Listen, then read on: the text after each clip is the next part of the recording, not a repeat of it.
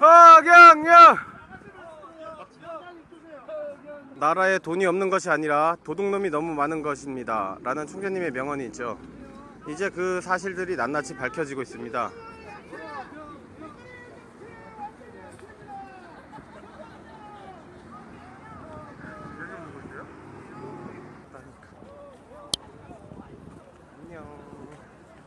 허경영 화이팅! 화이팅! 중딩님 화이팅! 사랑합니다 중딩님. 아 얼굴이 안 보이네. 허경영! 허경영! 허경영! 허경영! 허경영! 허경영!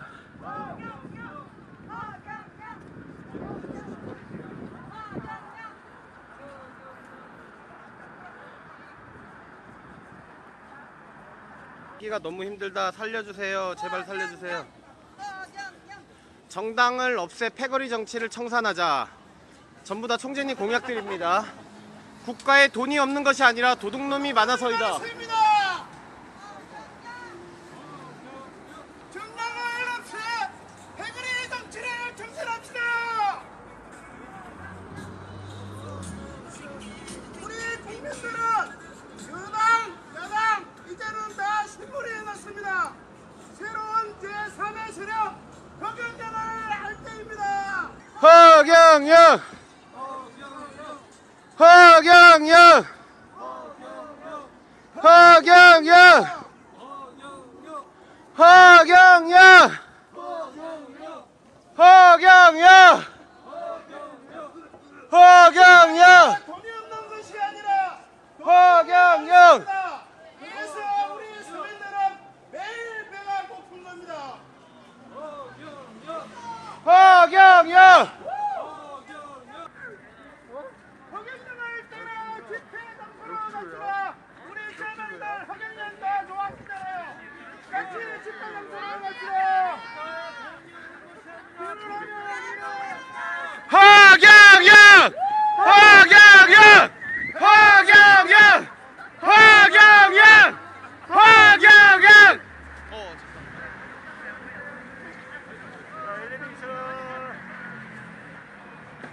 저출산 문제 간단하게 해결됩니다. 여기 보이죠?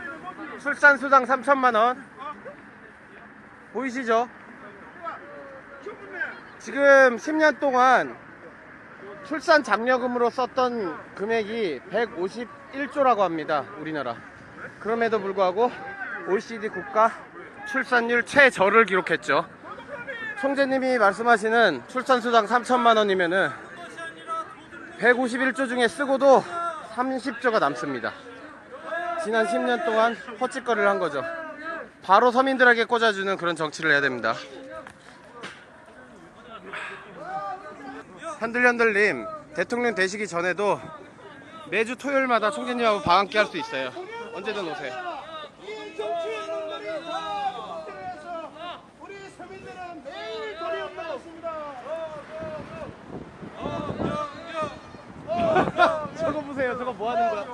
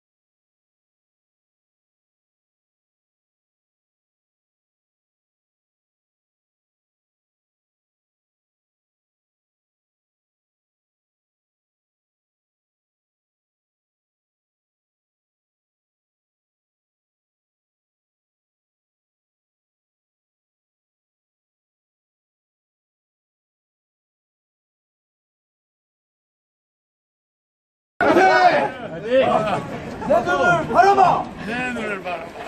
하나 둘. 둘, 셋. 오케이. 정확히 맞추셨어요.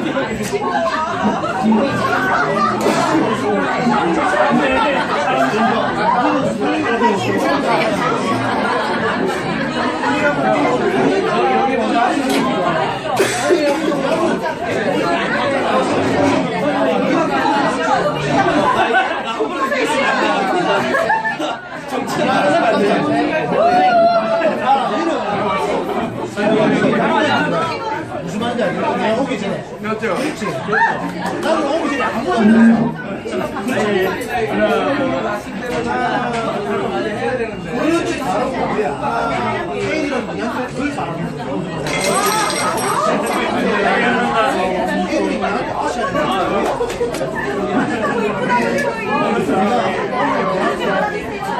진짜 애들은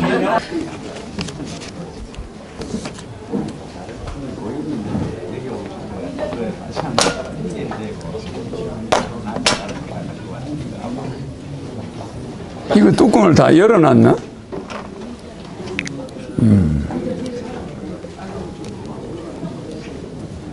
오늘 강의는 1056회 1056회니까 제 강의를 들으러 오기 전에 이거를 강의를 적어도 한 50개는 봐야 돼요. 그래 와서 이제 보고 내 말 듣고 이해를 합니다. 그러니까 어쨌든 여러분들이 나를 와서 한번 만나는 거는 큰 이제 복입니다. 왜냐하면은 내가 이 땅에 있는 동안에 잠깐 볼 수 있는 것은 여러분들로서는 일반 사람 70억 인구 중에 1%도 안 될 거예요. 뭐 텔레비로는 보겠지, 영상으로는. 그러나 허경영을 와서 악수를 하는 것은 70억 중에 0.1%. 그리고 그 사람들은 나중에 내가 누군지 알면은 지구 전체를 금덩어리로 바꾼 것보다 더 큰 걸 얻은 거야. 그 여러분들은 부자가 됐습니까? 안 됐습니까? 네, 엄청난 부자가 된 거예요. 그러니까 뭐 강의하는 사람은 세계 어디 가나 맞는데 그렇게 강의하는 사람과 나를 비교해서 보면은 강의는 듣지 말아야 돼. 일반 강의하는 사람이 아니라는 걸 알아야 돼. 그래서 지금은 뭐 이렇게 사람의 모습으로 이렇게 서 있지만은 여러분들은 눈에 안 보이는 세계가 90%야. 내가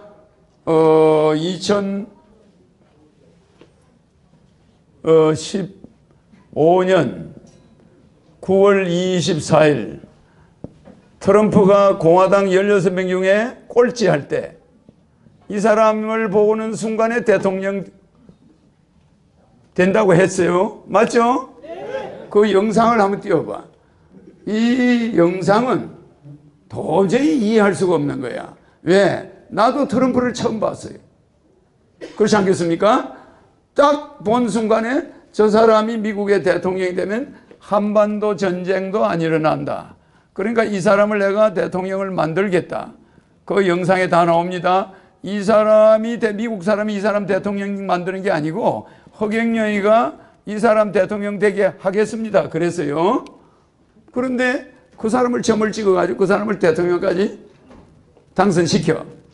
그러면 내가 지금 대통령 안 되고 있는 거는 때가 아직 아니라서 그래요. 그러니까 조금 있으면 이 드라마틱한 걸 보게 돼. 그 다음에 2015년 그때가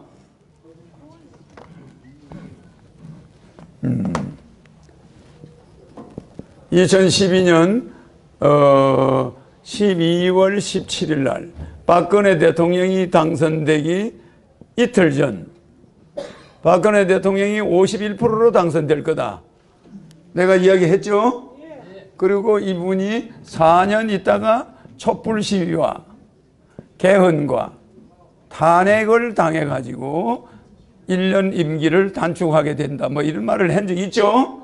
그래서 이런 문제가 있을 것이다. 그랬는데 요게 대통령 당선 이틀 전 영상. 자, 요거 이제 들어봐요. 2015년 9월 24일 MBN의 인터뷰 중에 내가 뭐라고 했는가 한번 봅시다. 지금 비슷하게 공약을 하시는 분이 있거든요. 왜 한국에도 우리 국민들을 아까운 이걸 분위기를 가까이 보내지? 이거 손해보는 짓이야. 여기 일단 트럼프가 있는데 그래. 사실 듣긴 좀 불편하실지 모르겠지만 공약이 조금은 너무 나간 것 같다. 그리고 쇼맨십이 있다는 차원에서 이제 공통점을 제시하는 분들이 있어요. 직접 평가하시는 트럼프가 어떨지 저희가 좀 들어보고 싶은데요. 판넬로 저희가 준비를 해보면 대선 때마다 지금 이번에도 나가실 거죠. 네, 그렇죠. 네. 그때마다 사실은 많은 분들이 이제 관심을 갖고 보기는 하지만 사실 기성 정치권을 공격하는 데서 통쾌하다라는 생각을 해도 진지하게 보고 있질 않다라는 거죠. 공약이 좀 허무맹랑한 게 아니냐라는 지적이 있는데 이 부분에 대해서는 어떻게 평가하고 계십니까? 이 트럼프가 만약에 미국 대통령이 되면은 네. 미국 경제는 활성화됩니다. 아, 그래요? 그러나 만약에 클린턴이 대통령이 되면은 미국 경제는 방위산업체들 먹이 살리는 경제로 전 세계 분쟁을 일으켜요. 네. 그래서 남북 전쟁이 일어날 가능성도 있다고 봐야죠. 클린턴이 네. 되면은 왜 그러냐면 클린턴은 한반도 남북 전쟁이 일어나기 때문에 클린턴을 떨어뜨려야 된다 이 말이에요. 그래서 내가 우리나라 전쟁 나게 할 여자를 대통령 하면 안 되니까 그래서 내가 떨어뜨린 거예요. 자, 그 다음에 보수 세력들이 무기 방위 산업체들이 밀어주는 사람이에요. 네. 저 사람은 이 사람 트럼프는 사람이에요. 저 사람은 뭔가 생동감이 있고 국민에게 희망을 제시하고 뭔가 말을 뻥뻥 하는 것 같지만 계속 아주 머리가 좋은 사람인데 저분은 미국의 아이콘이고 희망이에요. 네. 이 사람도 자, 자, 여기 이제 다시 있다. 요거는 내 강의하는 거 봐. 부동산 투기가 돈 벌어서 안 들어봤어요. 그렇죠? 그러니까 투기 도박의 전문가가 대통령이 되면은 우리 한반도는 전쟁이 안 나는 거예요. 북한이 뭘 원하는지 남한이 뭘 원하는지 알잖아. 남한은 돈 좀 더 내놔라 이거야. 돈만 주면 안보는 100%야. 그래 안 그래요? 어? 그래 우리가 안보 부담 좀 더 하겠다. 이러면 되는 거야 저 사람하고는. 장사꾼이니까. 우리는 돈이 많고 북한은 돈이 없잖아. 그럼 북한은 트럼프한테 뭐 줄 게 있을까? 없어. 그냥 찬밥 대고 받는 거야. 그러니까 우리는 이 사람 부탁을 충족해 줄 수가 있다 이거야. 알겠죠? 이런 사람이 더 좋아요. 오히려 의연부여하면서 한국은 우리하고 혈맹이야. 이러면서 가만히 뒷구멍으로 북한하고 손잡아가지고 먹어버린 나라가 월남이야. 그러니까 우리나라도 북한하고 미국이 힐러리 같으면 속닥 할 수 있어 없어요? 굉장히 무서워요. 힐러리가 대통령 되면은 한반도 전쟁이 가능하다 이 말이야. 위험하다 이 말이야. 미국과 북한이 썸씽이 생길 가능성이 있는 거예요. 미국의 대통령 선거가 지금 진행되고 있어요. 맞죠? 네. 미국의 대통령을 잠깐 요 이야기를 잘 들어보셔야 돼요. 요때가 언제죠? 2016년 10월 20일 대통령 선거 전이지. 미국 대통령 요때도 뭐 내가 1년 반 전이나 요때나 트럼프가 대통령 된다고 했을 때나 2016년 요때나 또 선거 당일까지 전 세계 언론은 트럼프가 떨어지고 힐러리가 붙는다는 게 90%였어. 그렇죠? 그러다가 전부 바뀌어버렸어. 근데 나는 이미 몇 번에 걸쳐 강의를 해. 트럼프가 되면 안 된다. 저 힐러리가 되면 안 된다. 트럼프가 돼야 된다. 한반도 전쟁과 부패 막을 허경영 등장.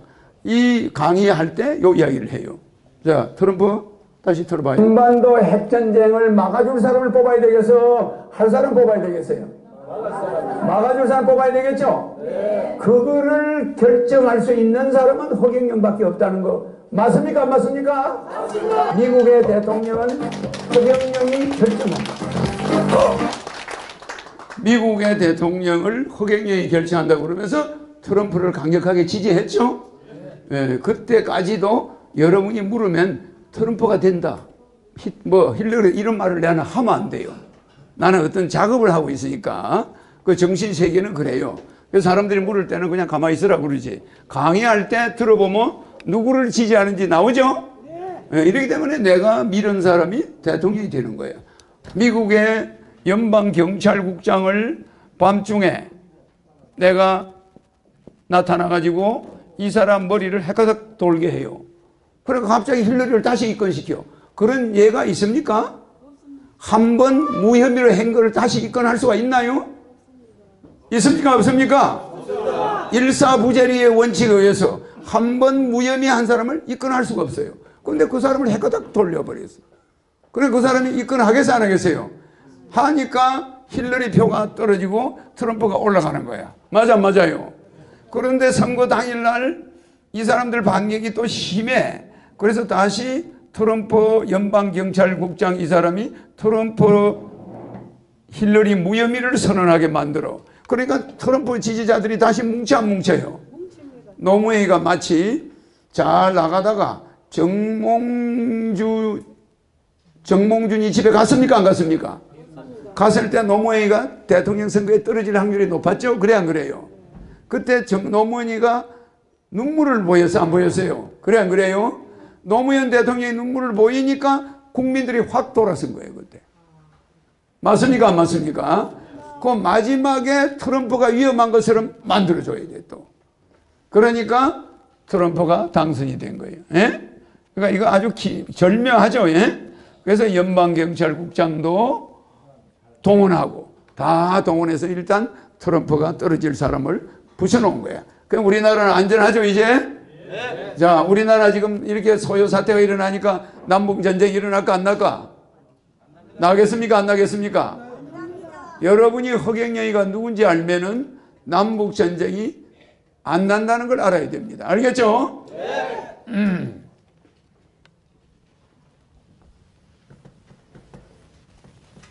자, 그 다음에 박근혜 영상 한번 들어봐요.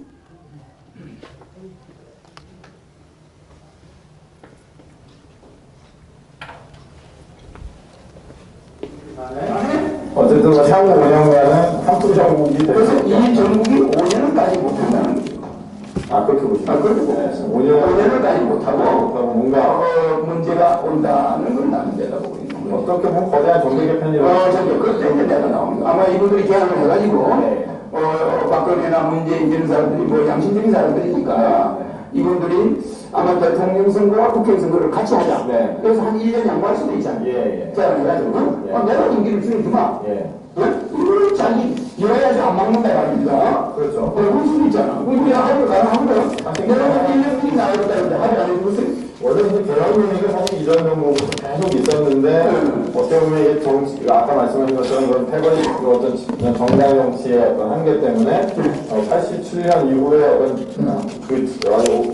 고쳐야 될 것이 많은 헌법이 계속 유지가 되면 개헌이 안 되고 있죠. 안 되고 있었지. 근데 이게 이번에 합의가 되면 현 대통령 되는 사람이 그거를 양보하지 않거든요. 아니면 그러면 이제 한 3, 4년 안에 대선 준비가 시작되는 거예요. 네. 뭐 그렇죠. 1년만 줄이려고 해도 3년부터 내임덕이 생기면서 대선에 들어가는 거니까 1년 전에 운동을 해야 되니까 그래서 이런 정국이 계속될 겁니다. 그러면서 이 대통령은 혼란한 민생 국회에서는 계속 다른 법안은 통과가 안 되니까 공약한 걸 하나도 못하니까 네. 국민들은 들고 일어나고 초불신이 일어나고 이러니까 가만 빨리 하고 빨리 가버리고 네. 물러나려고 하고 예. 그거랑 태양 정국을 해석을 해버리고 네. 이런 정국이 전개될 수가 있습니다. 네. 네. 국민들은 들고 일어나고 초불신이 일어나고 이러니까 가만 빨리 하고 빨리 가버리고 네. 물러나려고 하고 예. 자, 그러면 51% 이야기 나오는 거, 그 뒤에. 자, 그러면 박근혜가 이렇게, 초불신이 일어나고 물러나려고 하고 예. 이렇게 당선돼가지고 박근혜가 당선될 때 몇 프로를 붙느냐. 내가 이야기했죠, 그때. 해석을 해버리고 네. 이런 정국이 전개될 수가 박근혜 교회는 존경받을 만하고 훌륭한 사람입니다. 네. 그리고 그 부모님 떠나는 존경이에요. 네. 그런데 이것이 이상하게 구판처럼 자, 수도 구판처럼 얽힌다고 그래서 안 그랬어요? 이거는 거대한 구판이 얽혀 있다. 미리 예정이 돼 있다. 그러니까 이게 300명의 세월호 죽은 애들의 구판이 예정 박근혜 대통령 임기 중에 걸려 있다는 거예요. 맞아. 여보세요? 그런데 이것이 이상하게 구판처럼 얽혀 있어요. 박정희 대통령과 유경수 여사의 영혼과 315명의 어린애들 영혼이 겹쳐가지고 최순실과 박근혜가 구판을 하게 되는 거야. 이거 나옵니까 안 나옵니까? 이거를 내가 언제 이야기했어요?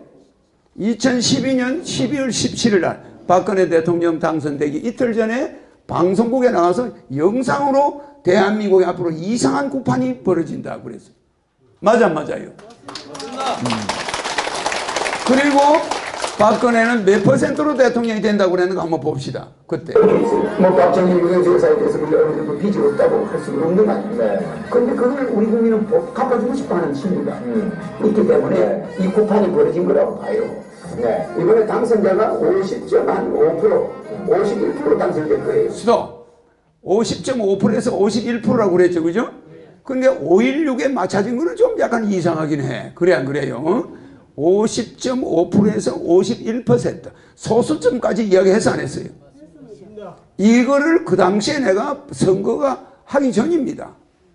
하기 전에 분명히 51%로 박근혜가 되는데 그거는 거대한 구판이 벌어지고 있다. 박정희 대통령과 유경수 여사와 315명의 세월호에 죽은 애들과 거기에서 사람 구하다가 죽은 승객, 애들만 그렇게 죽은 게 아니에요. 거기에 어른이 어떤 사람을 한 20명을 구해내고 죽었어요. 알죠? 그 사람 장례식에 그 사람이 암투병하다 죽었는데 세월호 희생자 치고 가족이나 그 단체에서 한 명도 찾아간 적이 없다고 그래. 우리나라가 그런 나라입니다. 예. 알겠죠? 아주 박빙으로 박근혜가 붙는다. 그런데 몇 표 차이였죠? 몇 표 차이였죠? 불과 30만 표, 몇십만 표 차이야. 그거는 솔직히 말해서 문재인과 박근혜 대통령 표 차이가 얼마나 아슬아슬했냐면은 거기에서 이상한 곳에 노인들이 잘못 찍은 표 있어 없어요? 그거를 이쪽에 넣느냐 이쪽에 넣느냐 따라 달라질 수가 있어요. 맞아요. 그리고 조금만 개표를 부정해버려도 달라질 수가 있어 없어요? 그런데 이거는 거대한 구판을 만들려니까 박근혜 대통령이 아슬아슬하게 붙는 거야. 그거를 미리 거울 보듯이 보고 있던 사람이 있었다. 그 자가 허경영입니다. 맞습니까? 그래서 앞으로 우리 국민들이 살아나려면은 허경영의 말에 귀를 기울여야 되는데 맨날 탄핵 전국의 실제 탄핵 대상은 국회의원들이야. 여러분들은 지금 이게 뭐 아니 장례식에 간 하객을 관에다 묻는 꼴이야. 맞아요. 묻혀야 될 사람은 저거가 오히려 장례 하객들을 묻고 앉아있어. 시체가. 국회가 그게 박근혜가 해달라는 정책 하나 통과시켜줬나 시원하게? 그럼 국민들 생활이 좋아졌나? 국민들 도탄에 빠지게 한 거는 국회에서 법을 통과 안 해준 것 때문입니다. 맞습니까? 안 맞습니까? 그러면 여러분들은 탄핵의 대상이 누굽니까 지금? 그 여자 한 사람 탄핵하는 게 그게 목을 메고 있어요 지금. 저 300명의 정치인을 탄핵해야 되는 겁니다. 가문의 촛불이 그 여자 한 사람 청와대만 가야 됩니까? 그게 전부 여야 국회의원들을 탄핵하러 가야 돼. 맞아 안 맞아요? 대한민국 썩었어. 내가 미리 예언하건대 대한민국 국민이 허경영의 말 안 듣고 나를 또 감옥에 집어넣어라 이거야. 내가 무슨 불벼락을 낼지 알아요? 탄핵을 받아야 될 사람들이 돈 10원도 안 먹은 사람을 탄핵을 하는 거예요. 너무 믿는 사람도 없고 많이 당해봤으니까 친구 하나, 그 유일하게 친구 하나를 믿다가 이렇게 됐지만 잘한 거는 없지만 그게 전부 대통령의 권한에 속하는 거야. 그 사람이 했다 해서 박근혜 대통령이 사인해가지고 임명한 거야. 맞아요? 추천권은 누구에게나 있어. 최순실에만 있는 게 아니야. 40년 50년 된 친구가 추천하는 거 얼마든지 들여다볼 수 있어요. 그래 안 그래요? 그 한나라당 천막 당사부터 말단 국회의원 때부터 모든 아이디어가 그 사람 최순실한테서 나왔다며. 그 사람이 그 사람 말 믿고서 안 믿겠어요? 여러분들이 이성계 옆에 누가 있었어요? 이성계 옆에 비서실에는 정도전이 비서실장이야. 맞아요? 그런데 비선실세가 누가 있었습니까? 무학대사가 있어서 무학이. 그러면 이 무학대사는 이때 억불 정책을 썼어. 맞아요? 중은 왕실 옆에 나타나지도 못해. 스님들은 그냥 중이라고 그래서 못 나타나겠어. 이렇게 불교를 억압하는 시대에 유교만 종교다. 유교만 유일하게 이것만 믿던 시대에 정도전이는 유교를 주종하는 학파요. 맞아요. 조선 조정에 스님이 왕을 만난다? 있을 수 없는 일이에요. 지금 탄핵하는 거 최순실보다 100배 더 문제가 있는 거예요. 그렇습니까? 안 그렇습니까? 그런데 이성계는 막 큰 일만 있으면 무학대사 불러라. 맞아요. 무학대사한테 물어봐. 자기 밑에 있는 정성이나 비서들한테는 싹 안 물어보는 거예요. 그래서 안 그랬어요? 이 무슨 말이냐면은 우리가 잘 아는 유엔덕이 있어 없어요? 유엔덕이가 밑에 있는 사람들 직책이 다 있었지만 비서가 다 있었지만 유엔덕이가 누구한테만 굳이 많이 의지했습니까? 유엔덕이가 이 제갈량이라는 거한테 의지하고 이 사람 제갈량이지. 그러면 이 제갈량이라는 사람이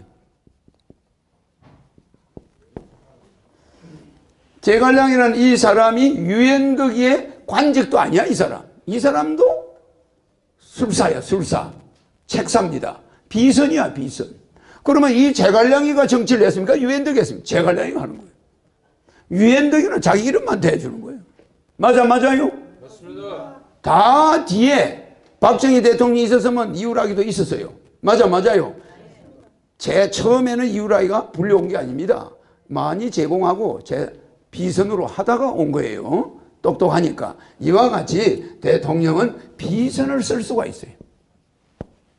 쓸 수 있는 거예요. 그러면 나라가 망했습니까?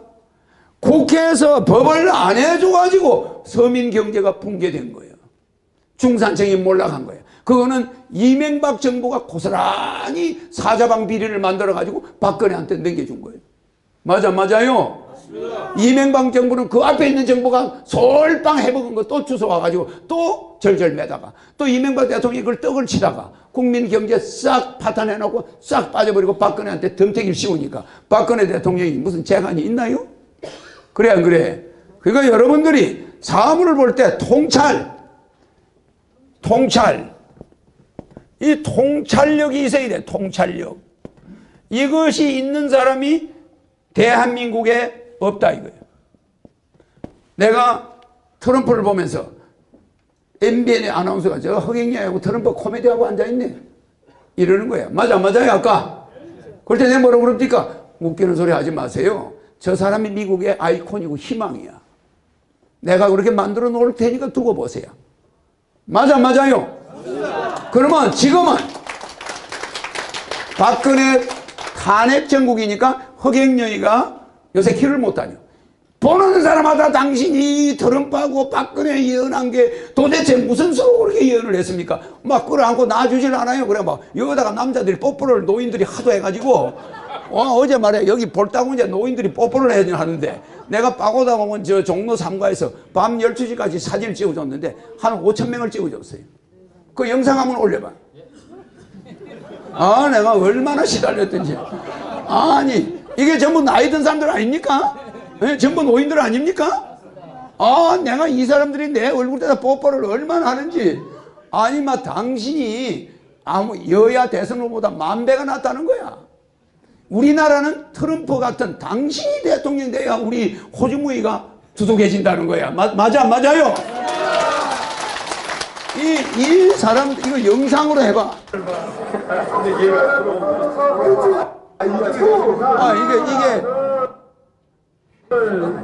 이게 종로 3가입니다. 종로 3가. 내가 길에 붙들려 가지고 밥 먹으러 가다가 7시부터 밤 12시까지 사진 찍어주다가 집에 1시에 들어갔어요. 그런데 이 노인들이 잠도 안 자고 돌아다니는 거야. 박근혜 탄핵됐다고. 뭐 그냥 사람마다 내보고 어떻게 그렇게 10몇 년, 20년 전에 결혼하면 이렇게 애 낳으면 30만 원, 노인들 70만 원 샀더니 그게 다 맞아 들어갔는데 이번에 트럼프를 1년 반 전에 마치고 박근혜 대통령을 4년 전에 어떻게 탄핵된다는 걸 딱 맞추냐. 오늘이 탄핵된 날이라는 거야. 맞아. 그러니까 당신 말에 우리는 졸도하겠다는 거예요. 그러니까 당신이 대통령하면 우리나라는 산다. 털어. 정확히 맞추셨어요.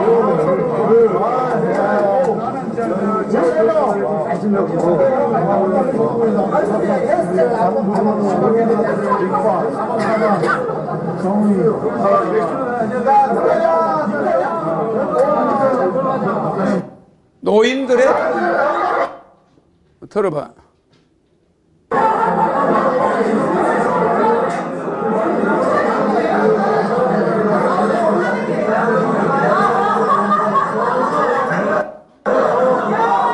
아까 식당 그거 대전 그것도 들어봐.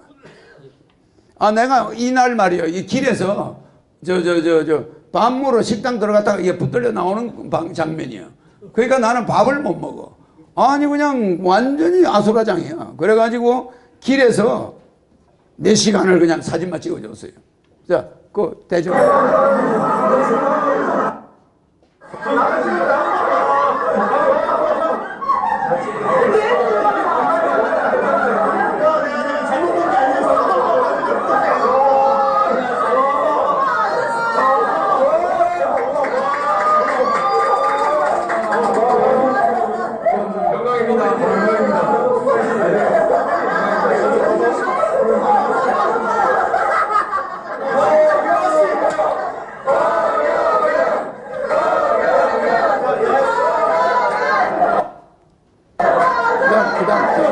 인사동권은 또 있을 거예요. 지금 말입니다.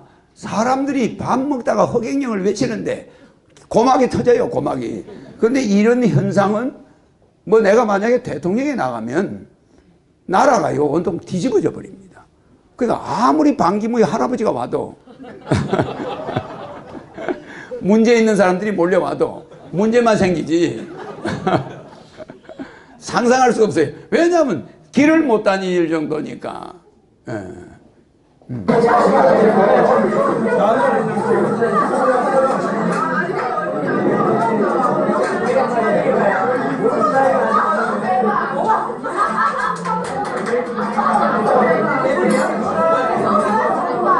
이제 수도면 하여튼 엄청난 인기 말도 못해요. 나는 평소에 저 정도인데 어제는 탄핵 때문에 더 난리야 그냥.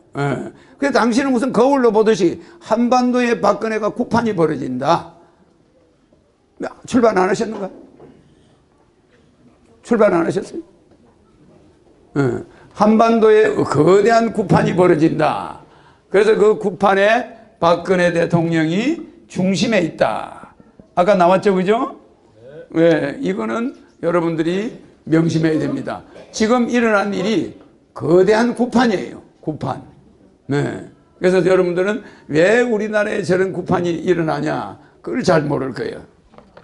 내가 오늘 강의하는 내용에 뭐 그런 게 들어있으니까.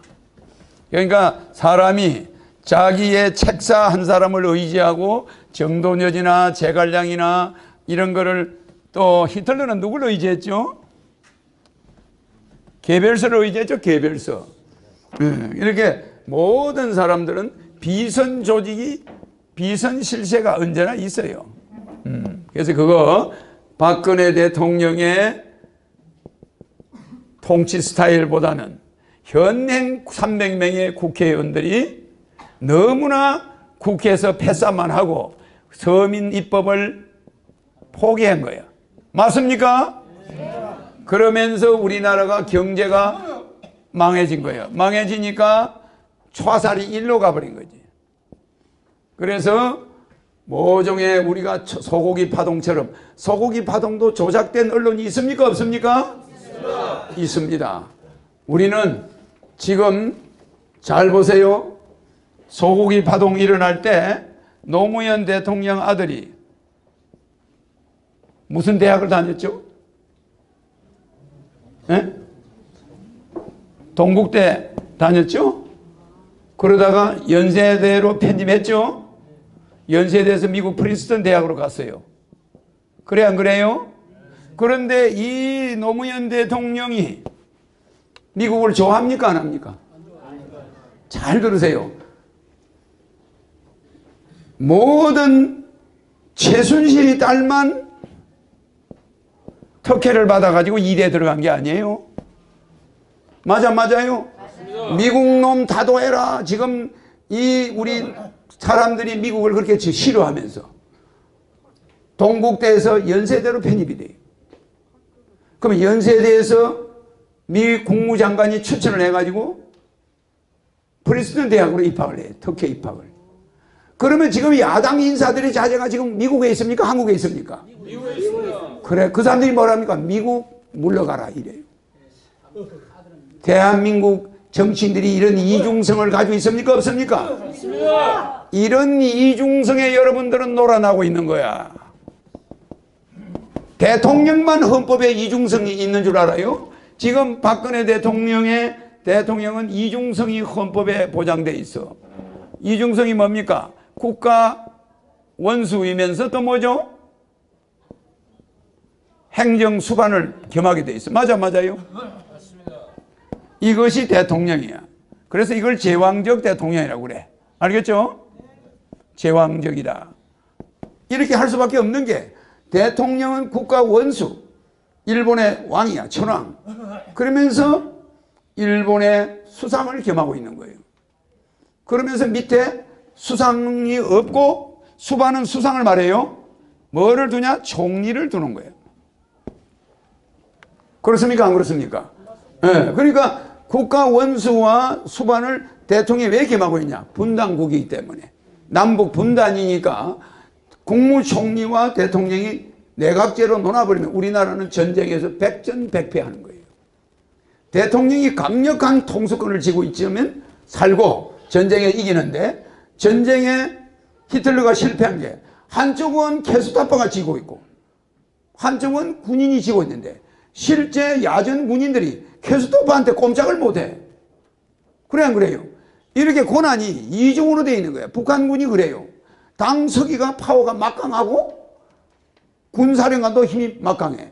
그럼 그 지역에 있는 군사령관이 높아요? 당서기가 높아요?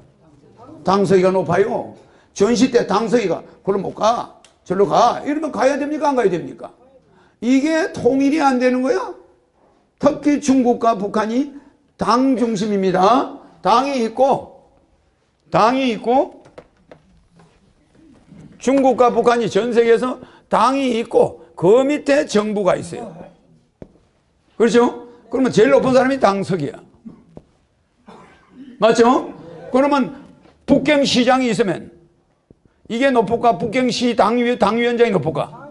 이게 높아요. 그러니까 이렇게 이중 체계가 되어 있으니까 이 사람들은 전시에 전멸이야, 이거. 전시에. 그러니까 우리도 이중으로 되면 안 되는 거예요, 이렇게. 이중성. 그러니까 우리는 대통령이 이중성을 가지고 있으니까 우리가 강력하지. 이거를 쪼개버리면 안 되는 거예요. 그래서 내각제는 전시체제에서는 안 맞아요. 예, 그래서 그때 안보 때문에 내각제로 때려치우고 박정희 대통령이 직선제로 바꾼 겁니다. 그런데 우리나라 사람들은 이렇게 대통령의 이중성, 이거는 대통령이니까 이런 이중성을 가지고 있지. 왜 개인들이, 정치인들이 이렇게 자기 자식은 미국에 갖다 놓고 몸은 한국에 있으면서 언제든지 도망갈 수 있는 비자 여건을 가지고 있어요. 그 전쟁 나면 제일 먼저 국회의원이 달아나요. 서울이 수복돼 전쟁이 날 때 청와대에 있는 사람 이승만 대통령이 서울에 있는 줄 알았는데 나중에 보니까 대전에 가 있어. 맞아요. 근데 대전에 갔다는 말을 해서 안 해서요? 안 합니다. 국민들이 피난길에 나설까 봐. 또 대전에서 위험하니까 어디로 내려갑니까? 부산으로 달아나 버렸어요. 근데 국민들은 대전에 있는 줄 알아. 그렇죠? 그러니까 이런 식으로 국민을 우롱하는 거야. 그러니까 대통령이 이렇게 중국같이 우리는 당이라는 이것이 우리 자유민주주의에서는 없어져야 되는 거예요. 이게 뭐냐면은 이거는 정치가 발전되는 과정에서 과도기요. 과도기에서는 당이 앞서 있는데 정치가 민주화되고 발전되면 당이 필요 없어. 그러니까 여러분들이 지금 무소속만 있으면 돼, 안 돼요? 무소속만 있으면은 국회가 패거리가 안 되죠, 그죠? 근데 나라에 전쟁이 날 때는 딱 특징이 첫째, 여야가 목숨 걸고 싸워. 임진왜란이 날 때. 맞아요. 노론소론 죽기 살기로 싸워. 6.25 답변 날 때 민주당하고 이승만 있는 당하고 이제 싸움 붙어 안 붙어? 밥만 먹으면 죽기 살기로 싸우는 거예요. 그러니까 김일성이가 때는 요때다고 쳐들어온 거예요. 근데 지금 여야가 싸우죠? 죽기 살기로 싸우면 뭐가 일어납니까? 전쟁이야. 그래서 우리나라는 꼭 청나라에서 쳐들어오거나 일본이 쳐들어오거나 나라를 가서 저 남한산성에 가서 임금이 머리를 쳐박을 때 여야 싸워서 안 싸웠어요? 심하게 싸울 때는 전란이 일어나. 알겠죠? 그래서 그걸 조심을 해야 됩니다. 그래서 지금 탄핵 대상은 누구라고요? 근데 누구를 탄핵했어요? 그러니까 이제 구판이 벌어지고 있는 거예요. 그래서 허경영은 이거를 5년 전에 구판을 예언했다. 맞습니까? 네. 그것이 여러분의 눈으로 보이냐 하면은 안 보이는 거예요. IQ 100단위들, IQ 100단위들, IQ 200들은 보여, 안 보여요? 안 보입니다. IQ 430은 이거의 약 1억 배입니다. 이게 IQ 220이 아인슈타인입니다. 아시죠? 아인슈타인 IQ에 내가 1억 배 높은 거예요. IQ가 좀 하나 올라갈수록 엄청나게 차이가 있는 거예요. IQ 430은 다른 말로 바꾸면은 IQ 430은 우리가 일반 말하는 IQ가 높은 사람들을 선지자, 선각자, 선구자, 이게 IQ 높은 사람들이에요. 그죠? 그러면 이 사람들보다 IQ 높은 사람을 뭐라고 그래요? 이 사람들은 먼저 됐다 해서 선지자입니다. 선지자. 이 위에를 뭐라고 그렇게 이 세 가지를 통과하고 그보다 높은 자 430. 이 IQ 430을 뭐라고 하는지 압니까? 전자가 붙어요. 그죠? 뭐가 붙겠죠? 전능자 있죠? 그러면 이 전능자가 하늘에서 화신으로 오는데 이 전능자가 왔을 때 이걸 우리는 뭐 불교에서는 미륵이라고 그러고 기독교에서는 메시아라고 그러고 하는데 나는 종교를 다 좋아해. 기독교 좋아하고 목사님들도 존경하고 스님들도 존경하고 모든 종교의 자유를 좋아하고 종교를 좋아해요. 근데 나는 종교를 가지고 있지 않습니다. 네. 불교도 좋아하고 기독교도 좋아하고 뭐 모든 종교를 다 이해를 하고 좋아하다 보니까 어디에 그러면 그걸 뭐냐 초월이라고 그래. 알겠죠? 초종파죠. 그죠? 초종교입니다. 초종교. 모든 종교를 좋아해. 그런데 이 IQ 430은 이 선지자는 종교 지도자 맞죠? 선각자는 뭐죠? 철학자죠. 선구자는 뭐죠? 정치인이죠. 그죠? 그러면 나라의 국가의 5대 요소가 뭐죠? 국가,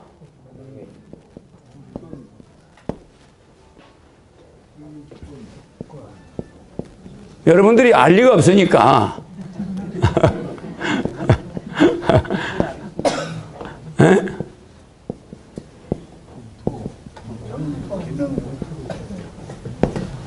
세 번째,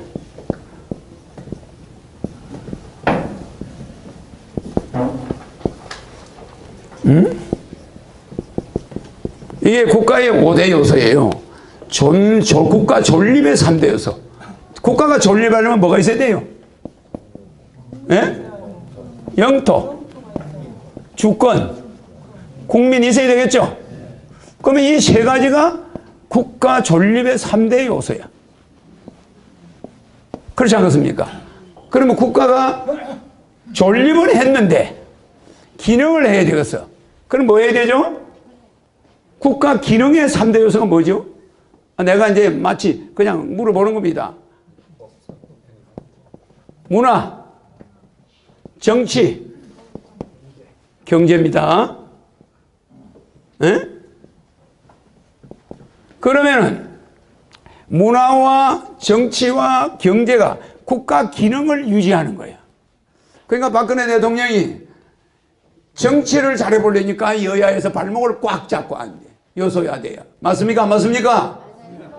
꼼짝 못하겠네. 경제, 이명박 대통령의 사자방 비리에 붙들려가지고 알짜배기 다 빼먹어버리고 껍데기를 남겨줬으니까 박근혜 대통령이 국회의원 도움 없이 용빼는 재주가 있어요? 없어요? 없어요. 거대한 구판만 준비되어 있는 거예요. 한판 굿하고 물러나는 거예요. 자, 경제 마음대로 안 되죠? 국회의원이 발목을 잡고 있으니까. 그러니까 뭐 때문에 망했습니까? 국회의원 때문에 망한 거야. 맞아, 맞아요. 그러니까 대통령이 어디로 방향을 잡아요? 문화. 이 사람들이 경제하는 사람들이 공장을 전부 월남, 미얀마, 중국으로 가져가 버려요. 우리나라는 노조 때문에 공장을 만들어 안 만들어요? 있는 공장도 없앨 날짜만 계산하고 앉아있어. 그냥 우리나라는 실업자는 늘어나. 그리고 공장은 전부 빼가니까 이거 대통령 마음대로 할 수가 있나? 못해. 회사가 사는 게 중요하다 이거야. 그러니까 정치 경제가 엉망이 돼. 그러니까 요 공장을 못 빼가는 건 문화밖에 더 있어 없어요? 맞습니까? 안 맞습니까? 아니 문화를 무슨 공장을 빼가나? 맞아, 맞아요. 문화는 재벌들이 조금만 투자해주면 문화 융성이 된다는데 누가 그런 보고 했겠어 안 했겠어요? 그렇게 문화가 융성된다니까, 공장 없이도 된다니까, 한류가 세계를 지배하니까 대통령이 거기에 솔깃하겠어 안 하겠어요? 그러니까 문화 융성 사업을 하라고 재벌들한테 지시한 거야. 맞습니까? 이거요, 국가 기능을 하기 위해서 대통령이 어쩔 수 없이 문화 융성을 하자. 정치 경제 기대할 거 없다 이놈들. 국회가 이거 식물 상태가 돼서 안 됐어요. 돌파구가 이것뿐이야. 그거 하나를 국민들이 이해를 못하고 대통령이 문화에 좀 투자해라 재벌은 그게 무슨 개인이 돈 챙기려고 그랬습니까? 탄핵되는 거는 이미 내가 알고 있어. 그러나 여러분들은 바로 알아라 이 말이에요. 국가의 5대 요소를 모르는 사람이 99.99% 맞아 안 맞아요? 그러면 내가 이런 이야기를 여러분한테 해주면 이거 내가 초등학교 때 떼고 있는 거야. 초등학교 때. 그래 그래요. 물이 없네. 물이 없어. 아 여기 물이 있구나. 물이 있구나. 물이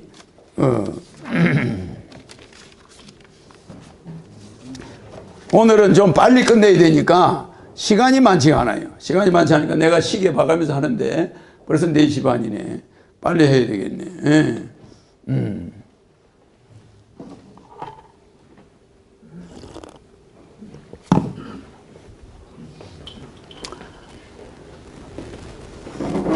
분야의 3대 요소를 아는 사람? 물어보나 많아죠. 철학. 오늘 여기 스님하고 목사님들이 많이 왔어요. 종교, 과학. 그러면은 철학이 있어야 되고, 국가는 분야별로 철학 분야가 있고 종교 분야가 있고 과학 분야가 있어. 이게 국가의 분야의 3대 요소라고 그래. 그러니까 여기에선 돈 되는 거 있습니까? 없습니까? 요 과학이 좀 돈 좀 되는 거죠. 근데 과학을 발전시키려니까 정치와 경제가 발목을 잡고 있으니까 요거 못 써먹죠. 종교, 경제와 관계없죠. 철학, 종교, 국가, 경제와 관계 있습니까? 없는 거야. 그러니까 박근혜 대통령이 앞만 봐도 땅덩어리를 있고 주권을 있고 국민이 있는데 써먹을 게 없어. 문화로 팟캐스트가 꼽히는 거야. 맞겠죠? 에? 국가 목표의 3대 요소가 뭡니까? 요거 혹시 아십니까? 이거는 더 물어보나 많아야 더. 우리 국가가 목표가 있는 거예요. 목표를 향해서 이런 게 필요한 거야. 박근혜 대통령도 국가가 나아갈 목표를 바라봤을 거 아니야. 그러니까 문화융성을 해야 되겠다. 이게 우리 먹거리. 우리가 드라마를 만들면 외국에 잘 팔리잖아. 그죠? 중국에서 조금 탄압을 하고 있지만 국가 목표의 3대 요소는 우리는 진리를 위해서 존재해야 돼. 맞아 안 맞아요? 정의를 위해서 존재해야 돼. 이게 국가의 목표입니다. 대학에 가면 여러분의 목표가 있고 진리, 정의, 자유 있습니까? 없습니까? 그게 학문의 대학생들이 가야 될 목표야. 진리를 위해서 가라. 정의를 위해서 살아라. 자유를 빼앗기지 마라. 맞아 안 맞아요? 이게 있듯이 국가도 목표가 있는 거야. 진리, 정의. 세 번째가 뭐죠? 평화입니다. 국가는 대학교하고 달라요. 알겠습니까? 진리와 정의와 자유는 대학생들의 목표예요. 그러나 우리 국가는 대학생보다 목표가 높아요. 평화, 세계 평화, 인류의 평화, 남북 평화. 맞아요? 이게 있는 거야. 근데 이런 걸 학생들한테 가르치는 사람이 내밖에 없어. 내밖에. 그래 놓고 무조건 국회로 가야 될 200만 촛불이 청와대 여자 한 사람한테로 쫓아가는 거예요. 무슨 말인지 이해갑니까? 뭐 묻은 놈이 뭐 묻은 놈을 심판하는 거야. 맞아요? 내가 맞아 안 맞아요를 좀 안 하려고 그러는데 정말 자꾸 하게 되네. 에? 아 이거 왜 그래? 답답하니까. 에? 그럼 뭐 노무현처럼 뭐 맞습니까? 맞고요 이런 거 좀 덜 하려고 하는데 사람들이 아이고 맞아요 안 맞아요 왜 그리 많이 하냐고 그러는데 안 하려고 하는데 자꾸 하게 되네. 자, 국가 미래를 위해서 이제 우리가 우리 인터넷에 우리 신문에 우리나라 인구가 앞으로 세월이 좀 지나면 어떻게 되는가 그거 좀 돌려봐요. 우리 한민족의 인구가 어떻게 되는가. 자 보세요. 100년 후 한국의 모습. 이게 어디 신문에 난 거죠? 100년 후 한국의 모습은 인구 반토막 나고 노인이 43%야. 이해갑니까? 그러니까 우리나라 망한다 이 소리야. 인구는 2천만, 노인이 1,000만. 젊은 애들하고 다 합쳐봐야 거기 나머지 1,000만. 그 우리나라는 조그마한 섬나라로 둔갑해가 망한다. 그런데 조금 더 가면 아예 없어져 버린다. 그래서 유엔에서 세계에서 인구 감소로 없어지는 나라 1위가 한국입니다. 그래서 내가 25년 전에 결혼하면 1억, 애기 낳으면 3천만 원, 65세 이상은 70만 원씩. 요거 65세 이상 왜 70만 원 주려고 했을까요? 왜 부부 140 주려고 했을까? 내가 서울에 14살 때 와서 남산에서 내려다 보니까 대한민국 서울에 빌딩이 한 개도 없어. 전부 여기저기서 김만 모락모락 나고 폐허야 6.25 400년. 그런데 지금 이 길에 보이는 노인들이 전부 벽돌 날르고 빌딩 다 짓고 설계하고, 그러니까 할머니 할아버지 앞에 가서는 고개를 못 들어. 그래 안 그래요? 그러니까 우리는 나이 든 사람 앞에는 무조건 고개를 숙여야 돼. 서울만 그렇게 복구했습니까? 대한민국 전체를 노인들이 다시 다 새 걸로 만들어 놓고 본인들은 재미있게 살지도 못하고 늙어버린 거예요. 그래 안 그래요? 그 사람들은 핸드폰도 본 적이 없어. 그 사람들은 재밌게 논 적이 없어. 해외여행도 못 가봤어. 그런데 밥도 안 먹고 자식 새끼들 공부시켜놨더니 저거는 해외여행 밥 먹듯이 다니고 저거는 맘 돌아다니고 또 취직을 못해가 손 벌리고, 이게 무슨 꼴입니까? 그러니까 결혼하면 1억, 애기 낳으면 3천만 원 주지만은 65세 이상 70만 원씩 부부 140만 원을 주게 되면은 이 사람들이 젊은 애들한테 채통이 선다 이 말이야. 맞아, 맞아요? 자식들을 기재하지 않고 살 수 있다 이 말이야. 65세가 넘어서 100살까지 때끌이 걱정하거나 서민으로 노인을 살게 하면은 그 나라는 망한 나라예요. 맞습니까? 안 맞습니까? 정치인들 300명이 뺏어가는 돈 때문에 여러분들은 그 사람들 뒷돈 대주느라고 거지가 된 거예요. 거지. 그러니까 이 노인들에게 70만 원씩 줘서 140을 주면은 자식들하고 불화가 없어져. 맞아, 맞아요? 그러면 노인이 혼자 살면 70만 원 맞아, 맞아요? 70만 원 받죠? 혼자 살면? 그러면 독신 노인이 없어지는 거야. 가나무 어디 가서 할망구라도 하나 붙들어 가지고 딱 혼인신고만 하면은 140이 나오니까 아파트 유지비도 되고 생활도 간신히 할 수 있습니까? 없습니까? 그러니까 두 사람이 놀러만 다녀도 또 다른 거 조금 나오니까 돼, 안 돼요? 그러니까 노인들, 그때 이거는 25년 전에 70만 원이니까 지금은 한 100만 원 내가 주겠죠? 내가 이번에 대통령이 되면 한 100만 원 노인 한 사람당 주겠는데, 이 돈을 주는데 국민 배당금을 한 사람당 150만 원 줘, 안 줘요? 그러니까 250만 원 수입이 있어 없어 노인이? 그러니까 노인치고 중산층이 안 되는 사람은 한 명도 없어. 맞습니까? 두 사람이 혼자 사는 사람은 100만 원 받는 데다가 얼마 나오냐? 150만 드니까 혼자 사는 사람이 얼마냐? 250이야. 두 사람 살면 거기 100만 원이 더 추가돼. 그러니까 노인이 중산층이 아닌 사람이 하나도 없는 거야. 그러니까 나이 들어서는 집 걱정 안 하고 돈 걱정 안 하게 해주는 사람이 진짜 대통령이 돼야 돼. 맞습니까? 안 맞습니까? 그러니까 국가 목표가 진리 정의인데 노인들 점심 굶겨놓고 뭐 정의를 했다고? 노인들 라면이나 먹게 해놓고 뭐 정의를 지켰다고요? 그러면 국가 목표가 어디로 가버린 거야? 도둑놈들, 5% 상류층들 뭐 주사 맞고 뭐하고 막 저것끼리 잘 나가라고 우리는 뺑치고 고생한 거예요. 그렇습니까? 예. 그렇기 때문에 진리 정의가 평화가 국가 목표면 평자가 뭡니까? 자, 평등할 평자. 요게 저울입니다. 저울에 줄을 올려놔니까 두 개가 똑같아요. 무게가 맞아, 맞아요? 이 저울에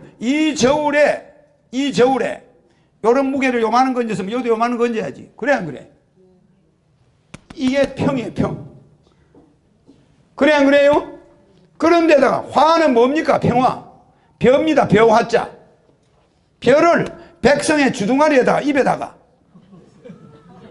똑같이 넣어주라 이 말이에요. 여기는 많이 넣어주면 여기는 평자가 죽어버려. 그래 안 그래요? 벼를 사람 입에 넣어주는데 똑같이 넣어주는 걸 평화라고 그래. 아니 큰 아들은 많이 주고 작은 아들은 적게 주면 싸워 안 싸워? 평화가 깨져버리는 거예요. 맞습니까? 안 맞습니까? 이 저울의 무게를 모든 사람들에게 평화를 준다는 말은 쌀을 골고루 배급을 해줘야지 누구는 굶겨놓고 누구는 가져가고 그러면 평화가 깨져 전쟁이 되는 거예요. 전쟁. 이것이 평화가 없어지면 뭐가 돼요? 전쟁이 되는 거예요. 전쟁. 이 평화와 전쟁은 뭐의 차리냐? 먹는 것 때문에. 그렇습니까? 안 그렇습니까? 부모가 요만한 상속냉이라면 형제끼리 싸우죠. 그와 같이 부모가 똑같이 놀아주면 안 싸우는 것처럼 이 국민들이 목표가 국가의 목표가 진리, 정의, 평화면 이걸 실천해 줘야지. 부자는 막 거액 없어지고 말이야. 20년 전에 모 암흑에 정 암흑에 우리나라 국회의원이 가지고 있는 재산이 300억이었어요. 그런데 지금은 3조야. 몇 배 늘은지 압니까? 정몽준 씨가 재산이 몇 배 늘은지 알아요? 그런데 그때 우리가 돈 좀 가지고 있던 게 여러분 그렇게 몇천 배 늘어났나요? 안 그래요. 부자는 기약 없어. 가난한 사람은 그냥 걸베. 맞습니까? 그래서 평화 빵점, 진리와 정의와 평화는 온데간데 없다. 그럼 누가 나타나요? 이렇게 진리와 정의와 평화가 짓밟혀버렸다. 누가 나타납니까? 소리가 잘 안 들려요. 누구요? 그러면 나타났다 할 때 뭐로 그 사람을 나타내야 돼? 투표에다 실어야 돼? 안 실어야 돼? 투표 혁명을 해야 돼? 안 해야 돼요? 총칼 혁명을 하면 안 됩니다. 폭력으로는 안 돼. 뭘 해야 돼? 투표로 뒤집어 버려야 돼. 투표로 혁명을 해야 되는데 탄핵 전국에 탄핵해야 될 사람은 안 하고 엉뚱한 사람 탄핵해놓고 그래 안 그래요? 내가 대통령 되면 탄핵 제도는 헌법에서 없앨 겁니다. 대통령도 국민이 뽑았고 국회의원도 국민이 뽑았는데 누가 누구를 탄핵합니까? 맞습니까? 안 맞습니까? 대통령도 국민이 뽑아서 국회의원도 국민이 뽑아서 아무리 대통령이 지지율이 바닥까지 갔어도 대통령이 다시 일어날 수 있어요. 그렇습니까? 안 그렇습니까? 그렇기 때문에 대통령이 100% 잘한 건 아니지만은 우리가 세월호가 침몰했을 때 세월호가 우리나라라고 생각해 보세요. 세월호가 침몰했을 때 학생들하고 죽은 성모니 이름이 뭐죠? 박지영 여성모니 여자 맞습니까? 안 맞습니까? 여자죠? 그 다음에 또 학생 구하다가 죽었죠? 또 하나 최영희 이 사람이 학교 교사였죠? 단원고. 그러니까 이 사람이 학생 구하다가 죽어 안 죽어요? 자기 혼자 얼마나 도망갈 수 있어. 그런데 물속에서 같이 죽어. 그러면 이 사람은 왜 죽었냐? 여자들이기 때문에. 여자들은 이렇게 책임감이 강해. 그래서 여자가 사업하고 남자가 사업할 때 부도 내는 사람은 90%가 남자야. 맞습니까? 안 맞습니까? 맞습니다. 여자가 부도 내는 확률은 아주 적어요. 왜? 이 눈에 보이는 사람들을 여자가 다 만들었기 때문에 자기들 손으로 키웠기 때문에 남한테 피해를 안 주려고 그래. 여성들은 모성애가 있어요? 없어요? 그러니까 여자 염색체는 완전 염색체 XX야. 남자 염색체는 XX에서 요 다리 하나를 여자한테 갈비뼈 하나를 줘 안 줘요? 줘버리니까 남자는 병신이 돼가지고 XY야.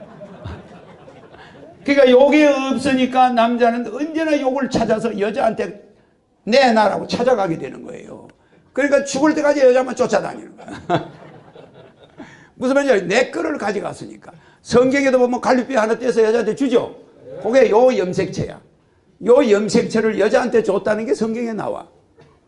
불경에도 나와요. 그러면은 성경과 불경에 남자의 것을 하나 뽑아가 여자한테 줌으로써 여자는 완전 염색체가 되고 남자는 불완전 염색체야. 그래서 남자는 옆에 여자가 없으면 항상 차량 맞아 보여.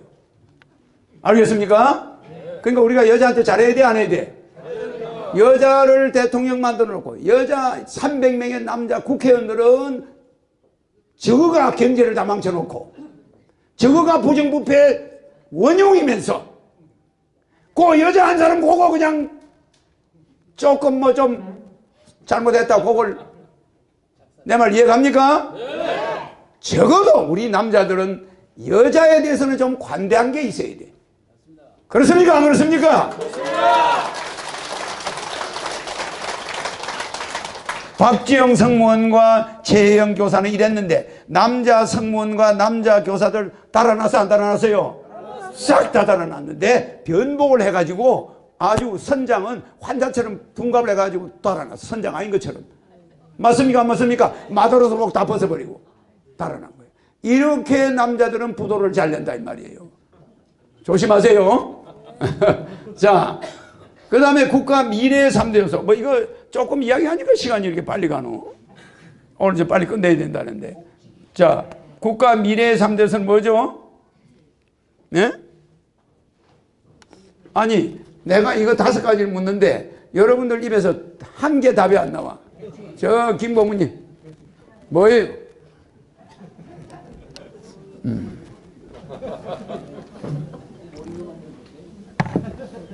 뭡니까? 아니, 우리 국가가 미래의 3대에서 국가가 뭘 향해서 지금 가고 있냐 말이야. 이거는 목표고, 국가가 미래를 향해서 뭐를 우리가 목표로 하고 있느냐. 이거 내가 대통령 되면 국회의원 300명을 즉시 비상계엄을 선포해서 국회의원들을 정신 지도자, 국가 지도자 정신교육대에 들어갑니다. 그러면 국회만 들어가는 게 한 3,000명이 들어가는데 그 사람들을 집어넣어서 이런 걸 가르칠 거야. 알겠습니까? 네. 국가가 뭐라는 거 이런 거 물으면 몰라요, 그 사람들은. 뭡니까? 그럼 근처에 가지를 못하네.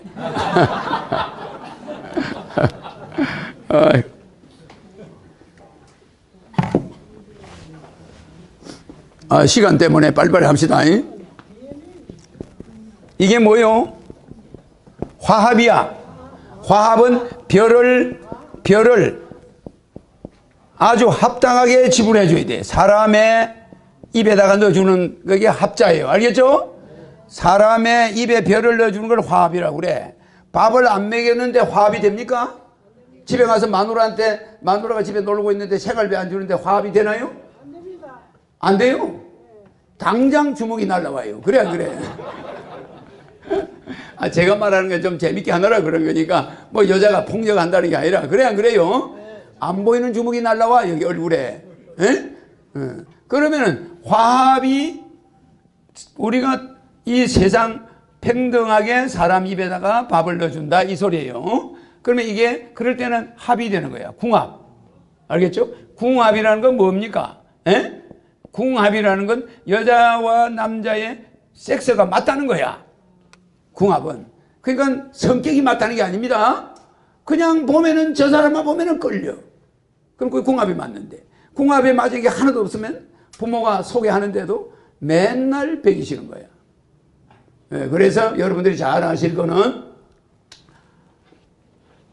중매 결혼한 사람과 연애 결혼한 사람의 차이가 있는데 뭐 이거는 중매 결혼한 사람은 예를 들어서 뭐 이건희 씨가 중매 결혼했죠? 홍나이하고 이렇게 홍나이 했잖아요. 그런데 자식이 효도의 3대 효도. 3대 효도는 뭐라 그랬죠?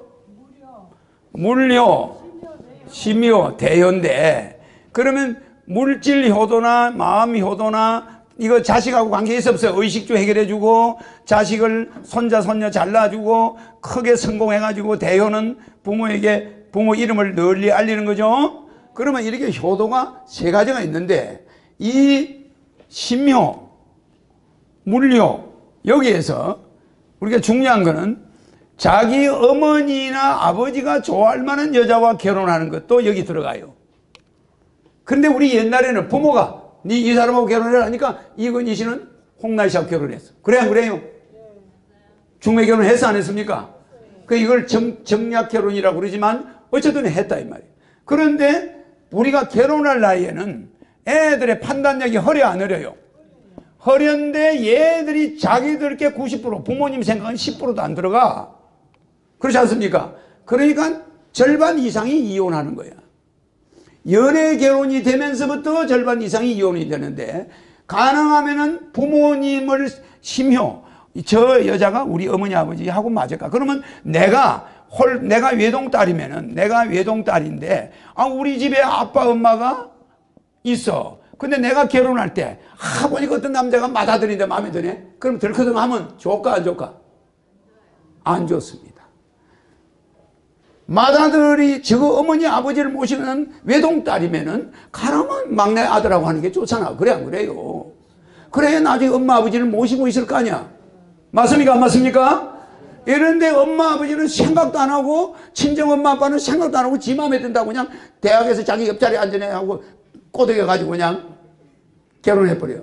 그리고 엄마가 뭐라 그러니까 엄마는 내 살아가는데 뭔 말이 많아. 그러니까 엄마는 속으로 야 우리 늙어서 오갈 데 없겠구나 요런 거지. 그래 안 그래요? 그렇다고 야 내 늙어서 니한테 있어야 되는데 네가 그런 남자 만나면 우리는 니 못 보는 거 아니냐?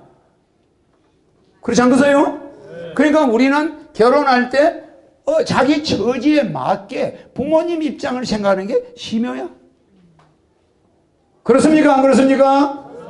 그렇기 때문에 우리가 이렇게 항상 남을 생각하면서 결혼을 하는데 대부분 보시면은 연애 결혼한 사람들은 실패율이 중매보다는 높아요. 중매한 사람들은 여기다 또 연애가 플러스 돼 안 돼?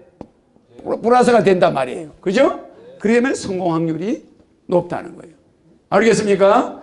예, 이와 같이 우리의 국민들은 판단력이 부족해. 그러니까 허경영 강의를 들어야 돼, 안 들어야 돼요? 이 강의를 들으면은 화합 다음에 자 화합 다음에 우리가 뭐가 있겠습니까? 융합이죠. 그 다음에 뭐가 있죠? 예? 예? 자, 여보세요. 박근혜 대통령의 결점은 이 우리의 융합은 뭐 어려운 거니까 화합과 융합과 소통 있죠? 소통에서 실패한 거야. 소통을 많이 해야 돼, 안 해야 돼요? 소통을 많이 해야 되는데 소통을 잘못한 거야. 그래서 이렇게 사단이 구판이 생긴 겁니다. 자기 좋아하는 사람만 한 거죠. 그래서 우리 국가의 미래 요소, 이 미래 요소나 국가의 목표나 국가의 분야나 국가의 기능이나 국가의 존립이라는 이 국가의 5대 요소, 이것이 지금 현 정국하고 내가 오늘 비교해서 설명해 준 거예요. 자, 그 다음에 이제 시간이 다 됐으니까 자, 그러니까 너무 고명해서 스피커 그저께 문제 오자마자 하와이에서 노트북을 이것도 고장이다. 보니까 가까이 됐어요. 하와이에서 아니야, 노트북을 아니야. 보니까는 우리 허경영 선생님 말씀이 너무 기가 막히고 내 마음에 와 닿아요. 저는 지금 82세인데 정말 82세. 옛날에는 생각이 들어서 마음에 불을 끌었습니다. 제발 우리나라를 위해서 애써주시기 바랍니다. 고맙습니다. 통일을 해서 해주시기 바랍니다. 정리정돈 해주시기 바랍니다. 아유, 82세인데 하와이에서 이까지 오셨는데 아주 그냥 얼지로 해서 오신 분 같아요. 아이고, 건강하십니다. 화이팅. 82세인데 석가모니 그 불교에서 부처님이 80에 돌아가셨거든. 예, 근데 82세는 아주 요새는 아직까지 저 120까지는 이제 내년쯤이면 좋은 약이 나와가지고 뭐 그렇게 사는 데는 아무 지장이 없을 무릎이 거예요. 아프고 지금 관절. 아, 그럼 내가 이제 봐드릴게. 자, 여기 남자 힘센 분 일로 오시고 전부 다 저 양반 일로 오세요. 힘이 센 사람.